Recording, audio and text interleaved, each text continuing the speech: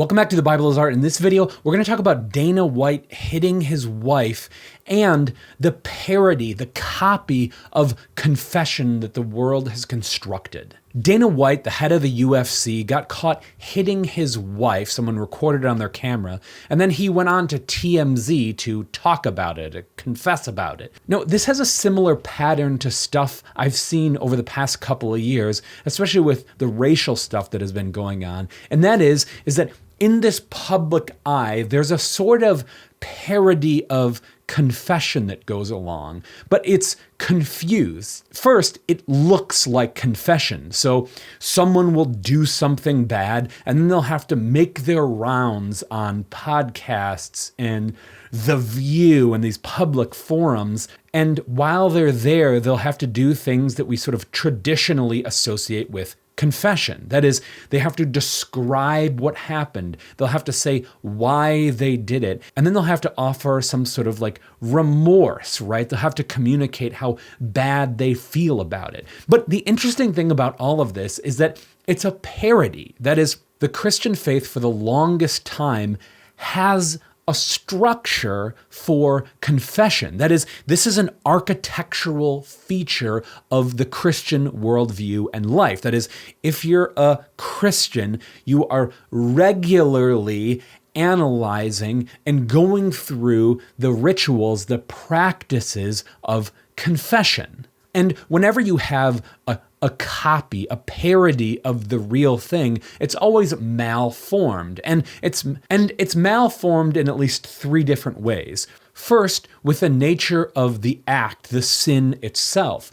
So when people do something wrong in the world today, there's not an understanding of what it actually is, namely sin. So you'll have these figures who have this sense that something went wrong, but they don't have a way to understand it. So Dana White, for instance, will go on here and he'll be talking about, hey, what actually happened? And they'll say things like, I don't know why I did it. Well, we know why he did it. He did it because he's sinful, like we all are sinful. Now, of course, there's a sense in which we all feel it that when we say, I don't know why I did it, we're saying, oh, this is very out of character. This is not what I've normally been doing. There's a lot of ways that you can understand why someone would say this. But for the Christian, at the heart of it, we have a sin nature that we understand, that we slot that into. Why did I do that thing? Because I'm a sinner. Yes, I'm being sanctified by the Spirit, but yet I'm still a sinner. We have an understanding of the structure of sin, that you have virtues and you have vices, and these are the tendencies of these things. So it's not surprising when someone sins. We say, ah, yes, that was wrath, or ah, yes, that was gluttony. The second aspect of being malformed in its parody is with what's actually happening on the end of this. That is the redemption, the forgiveness. But that's even unclear when these public figures make their circuits, right? Because they go on here and people want them to retell this thing and sort of express their remorse. But at the end of it, you're like, well, what's the goal of this whole thing, this meeting, this conversation? What's the goal? Well, the goal in Christian confession is forgiveness, of the redeeming of this situation, the transforming of the sinner. But in these public conversations,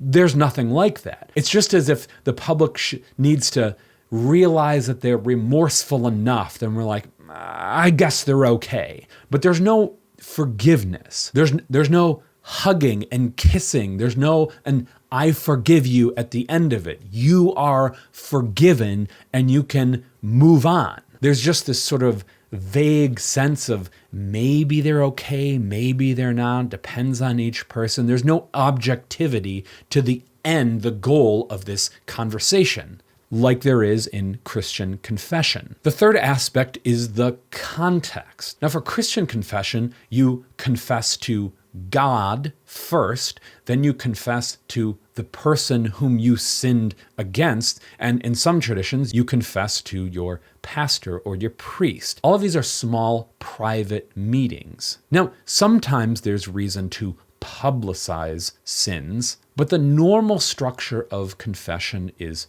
private. But the confessions of celebrities nowadays are carried forth and in public, so everyone has their little opinion about it. See, the idea of Christian confession is that you would rebuild the world, that souls would be rebuilt so that you can move on. It's not so that everyone can have their own opinion about things and maybe they're okay and maybe not. No, there needs to be a definitiveness about it. And I'm sorry, I sinned against you. That was evil. Will you forgive me? Yes, I forgive you.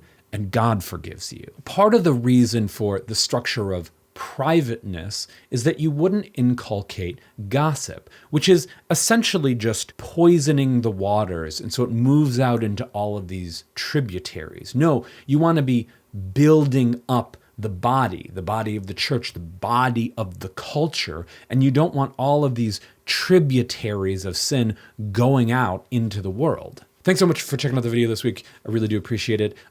Feel free to leave your comments below. I'd love to hear what you think about this. And if you think there's anything else going on with public confession as a false copy of Christian confession. Thanks so much.